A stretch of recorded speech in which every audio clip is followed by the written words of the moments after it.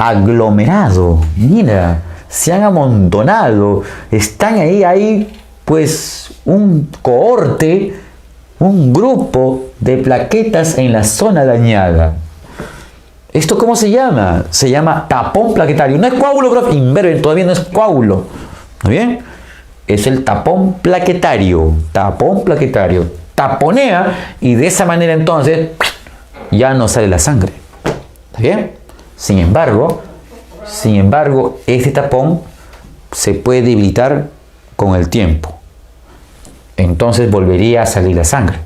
Entonces no es una manera permanente de taponear pues al vaso sanguíneo lesionado. ¿Qué ocurre entonces? Mira, el tapón plaquetario tiene que reforzarse para evitar que se desprenda. ¿Bien? Para evitar que se desprenda. ¿Qué ocurre? Observa acá en el siguiente caso, mira. ¿Profesor, qué es eso? Esto que tú ves, esas son proteínas llamadas fibrinas. ¿Está bien? Proteínas llamadas fibrinas. Estas proteínas se asocian unas con otras y poco a poco alrededor, ¿está bien?, de las plaquetas se va formando una red, una malla, ¿está bien?, una red. ¿Está? Se va formando hasta que finalmente tenemos esto, mira. Incluso glóbulos rojos y glóbulos blancos que pasan por ahí quedan atrapados. Esto como si fuera una telaraña, así, atrapa elementos formes. Y esto es lo que llamamos entonces, ahora sí, el coágulo sanguíneo. Ah, profesor, así es, exacto. Así funciona el coágulo sanguíneo. Así es. Entonces, ahora sí, mira, ya no va a salir la sangre, porque esto es como un tapón definitivo ahora. ¿No bien? Ya no va a salir, no se va a debilitar para nada. Y luego, ¿qué sigue, profe? Ahí culminó la coagulación. Y tú ya sabes cuál es la siguiente etapa: cicatrización, reparación de los tejidos. Por ejemplo, los fibroblastos comienzan a producir colágeno, producen colágeno, por acá también colágeno, y van reparando al vaso sanguíneo. Pero también lentamente se va removiendo el coágulo. Conforme van reparando el vaso, el coágulo poco a poco se va removiendo. Así. Ah, oye, y la reparación del tejido es de la periferia al centro. No es del centro a la periferia. Por esa razón, cuando tú tienes una enorme costra, ¿está bien?, y tú notas que se está saliendo, ¿no?, la costra. Tú dices, yo me salió, quitas y en el centro todavía queda, y te sale la sangre, ¿sí o no? Eso es una prueba, pues, que la cicatrización va de la periferia al centro, no del centro al periferia. ¿Está bien? Ya está. Entonces, ese es el final entonces de la coagulación. Así, ¿está bien? Ese es el final de la coagulación. Y luego prosigue la cicatrización, la reparación del tejido dañado. ¿Está bien? Y así es como entonces termina pues el proceso de la hemóstasis. Pero lo que te voy a explicar ahora es cómo es que se formó la fibrina. Esto es importante saber. ¿Cómo se formó la fibrina? ¿Cómo ocurre el mecanismo? ¿Cómo es el mecanismo molecular de la coagulación sanguínea? Bien, explicamos. Mira, la plaqueta, ¿no bien? La plaqueta. La plaqueta es el que interviene inicialmente en el mecanismo molecular.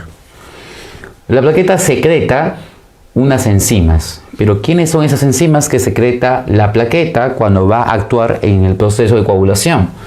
Vamos a hacer una ampliación de esa enzima, ¿está bien? ¡Chum! Ahí está.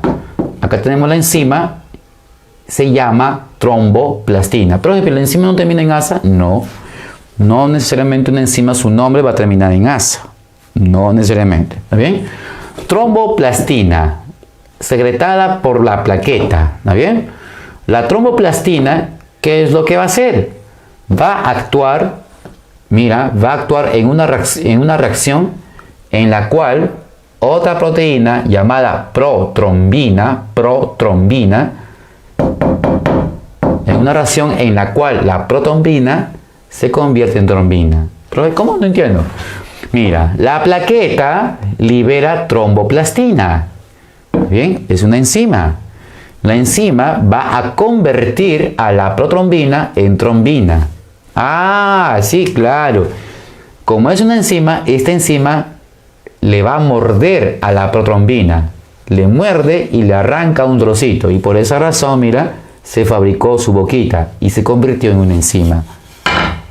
Ah, esta enzima, profe, convierte a esta proteína en una enzima y es como si esta es una enzima inactiva y esta es la enzima activa. O sea, la tromboplastina sería una enzima que activa a otra enzima.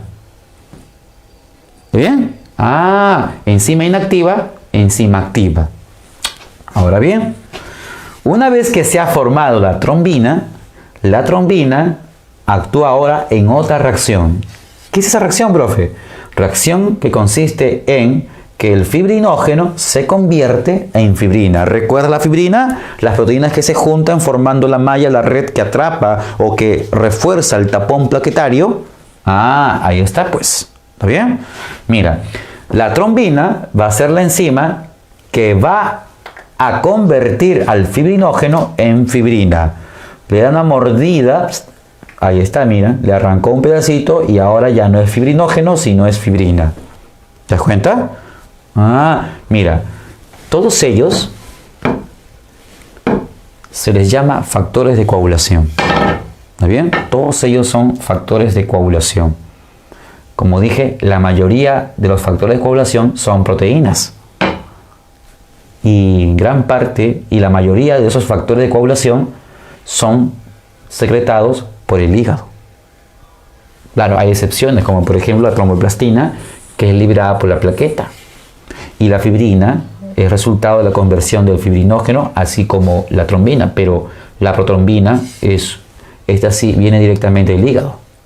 Y hay más factores, incluso este es el mecanismo más corto y principal conocido. ¿Está bien? Ahí está, miren. Muy bien. Entonces, nuevamente, la plaqueta secreta tromboplastina, una enzima. Esta enzima convierte a la protrombina en trombina. Otra enzima, enzima activa, enzima inactiva. La tromboplastina activa a la protrombina en trombina. La trombina, que es una enzima activa, actúa sobre el fibrinógeno. Aquí sí hay que tener cuidado. El fibrinógeno no es una enzima. ¿Está bien? El fibrinógeno no es una enzima. El fibrinógeno, entonces, sufre el ataque de la enzima y se convierte en fibrina. ¿Está bien? Ahí está. Entonces hay que tener cuidado. La tromboplastina es una enzima. ¿Está bien? Es una enzima activa. Una enzima activa. La trombina es una enzima activa también. ¿Está bien? Enzima activa. Ahí está. Pero la protrombina es una enzima inactiva. Es una enzima inactiva. Ahí está. Muy bien. De esa manera. Ahí está. Muy bien. Entonces, tromboplastina activa pues a la protrombina en trombina y la trombina convierte al fibrinógeno en fibrina. Así. Ya, profesor. Muy bien. Acá sí no puede decir inactivo, activo. No. Solamente en el caso de los anteriores. ¿Está bien? Así.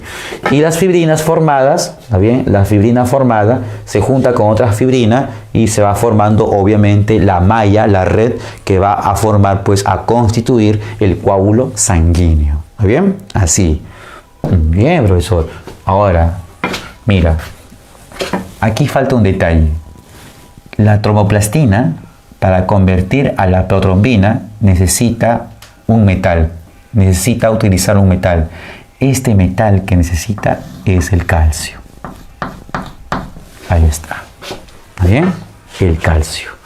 Un factor de coagulación que no es proteína. Ahí está, el calcio. Sin calcio, la enzima no podrá convertir a la protrombina en trombina. ¿Está bien?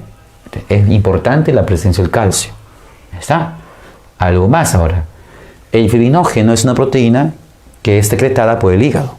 ¿Está bien? Secretada por el hígado. Pero para que el hígado produzca fibrinógeno necesita una vitamina. Ya, pues tú debes saber cuál es la vitamina que tiene efecto antihemorrágico.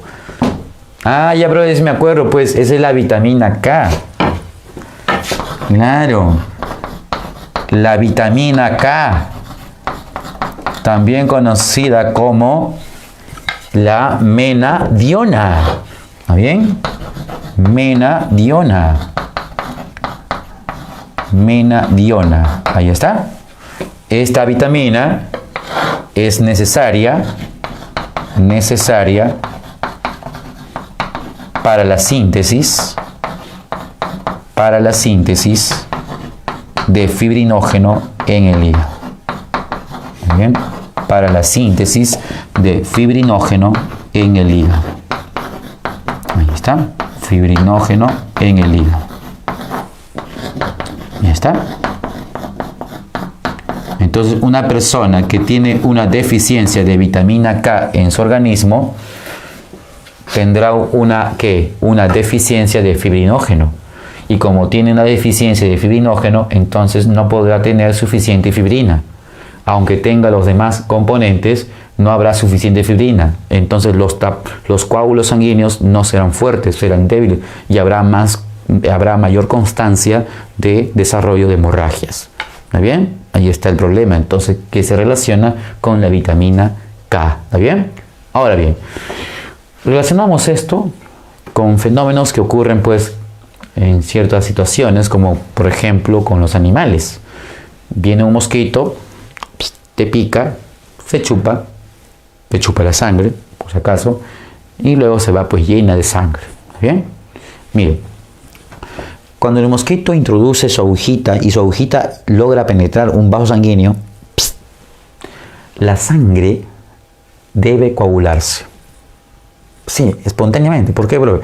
Porque se ha roto el vaso, pues se ha penetrado.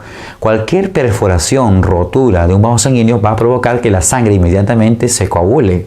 ¿Está bien? Entonces el mosquito introduce su agujita y entonces la sangre reacciona coagulándose.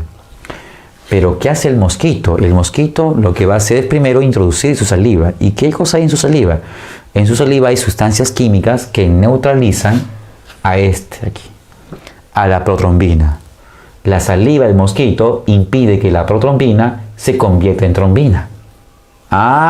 Entonces, aunque haya fibrinógeno suficiente, mientras la trombina esté bloqueada, pues no habrá fibrina. Por lo tanto, no habrá coagulación. Así que el mosquito sigue chupando. La única manera es matarlo. ¿Está bien? Es matarlo. Y ahí verás toda la sangre y lo que tienes que hacer es recuperar tu sangre nada más. Al modo Drácula. ¿Está bien? ¿Ya está? Entonces, así funciona en el caso de los mosquitos. Profesor, ¿y cómo es en el caso, pues, de la sanguijuela? Muy bien. Esta fue una pregunta de la Villa Relax. La sanguijuela tiene un anticoagulante que se llama la hirudina. Lamentablemente, en una pregunta de la Vía Real, la hirudina fue mencionada como una enzima, hirudinasa. Falso. La hirudina no es una enzima. ¿Está bien? No es una enzima. La hirudina es una glucoproteína que funciona como anticoagulante. ¿Cómo actúa? La hirudina, cuando la sanguijuela muerde, te inyecta la saliva para evitar que la sangre se coagule y ella siga chupando. La hirudina se adhiere a la protrombina, bloqueando su efecto, ¿está bien? Bloqueando su efecto de convertirse en una trombina.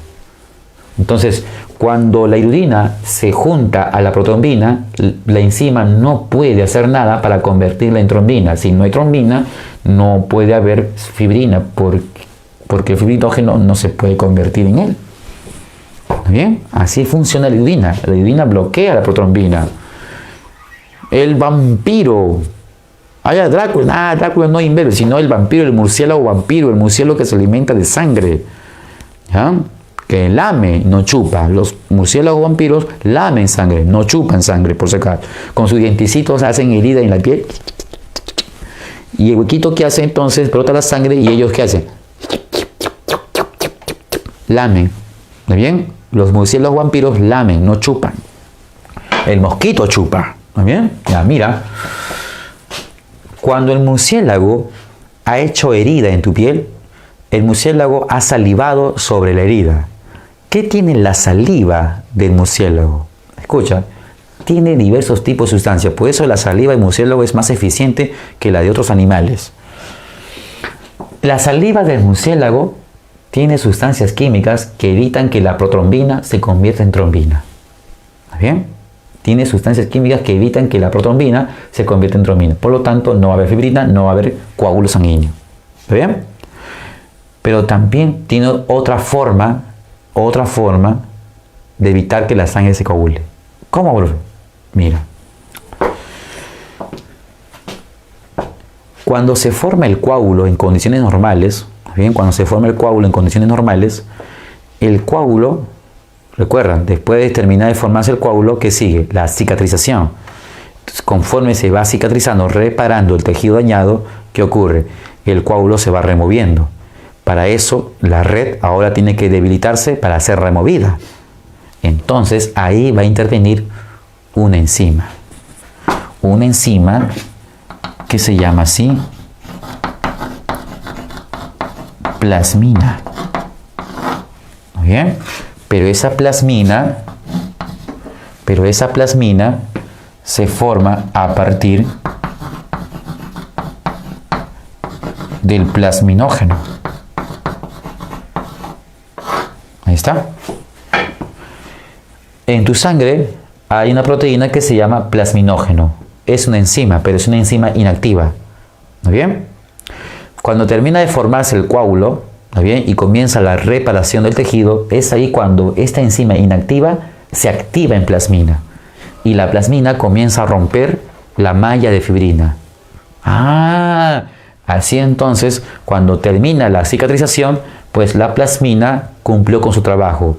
Removió completamente al coágulo. Eso hace la plasmina. Entonces, ¿qué hace la saliva del murciélago vampiro? La saliva del murciélago vampiro lo que hace es esto, mira. Escucha bien, ¿eh? Escucha bien. Cuando muerde el murciélago con sus dientecitos, muerde, y se produce la salida de sangre, comienza a activarse eso, suponiendo, y comienza a formarse fibrina, y comienza a unirse la fibrina formándose el coágulo, supuestamente. Pero la saliva del murciélago tiene una enzima llamada desmoteplasa.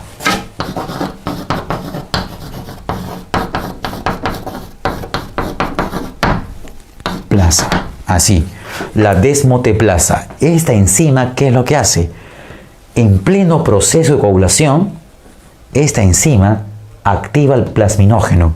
Recuerda que te he dicho, este se va a activar cuando la coagulación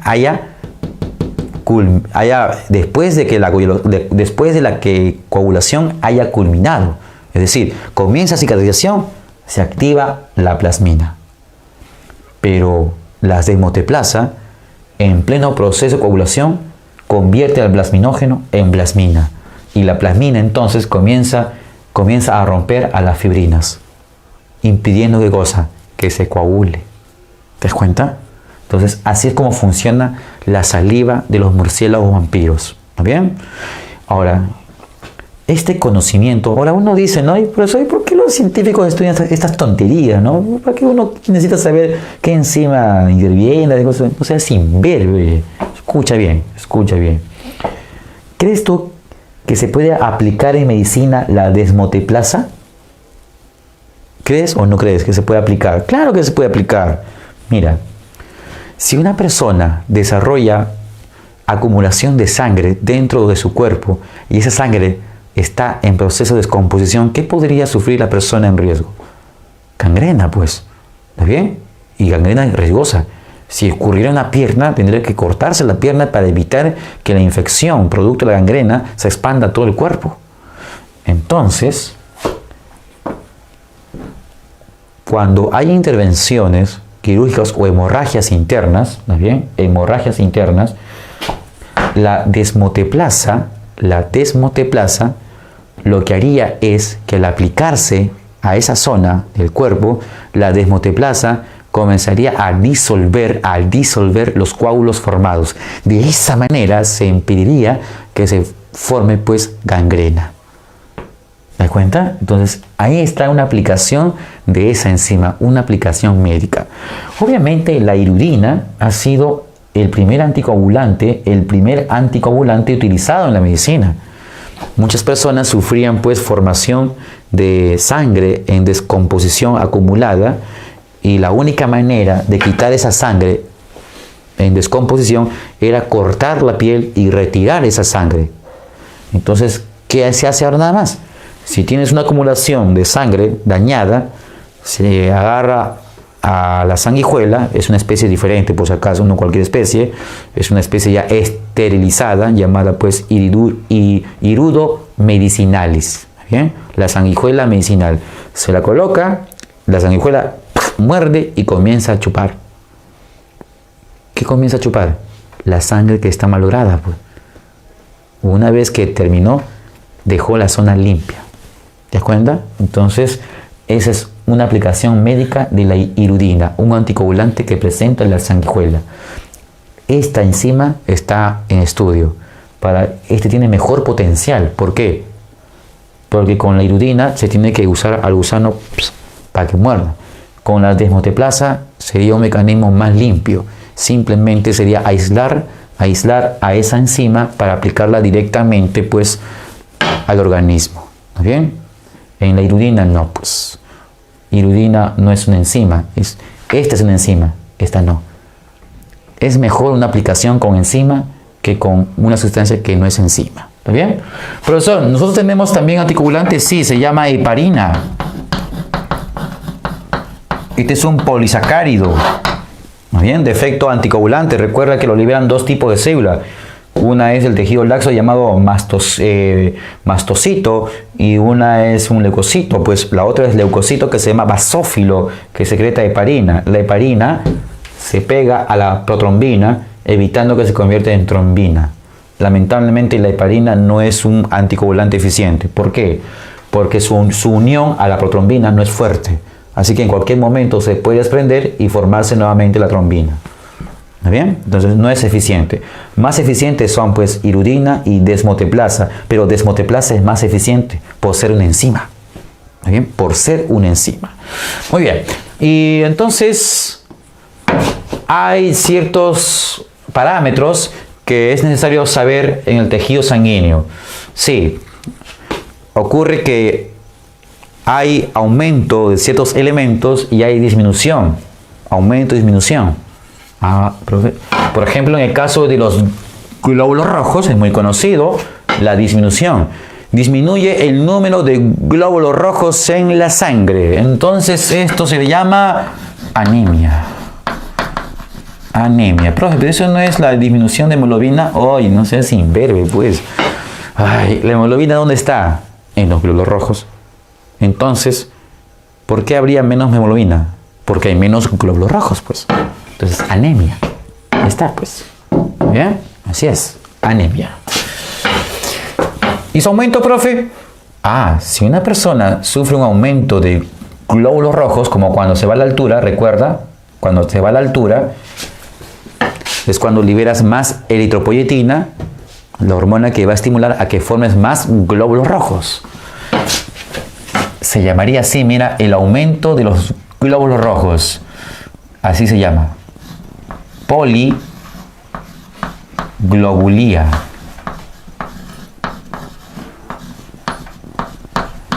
Poliglobulía o también conocida como policitemia.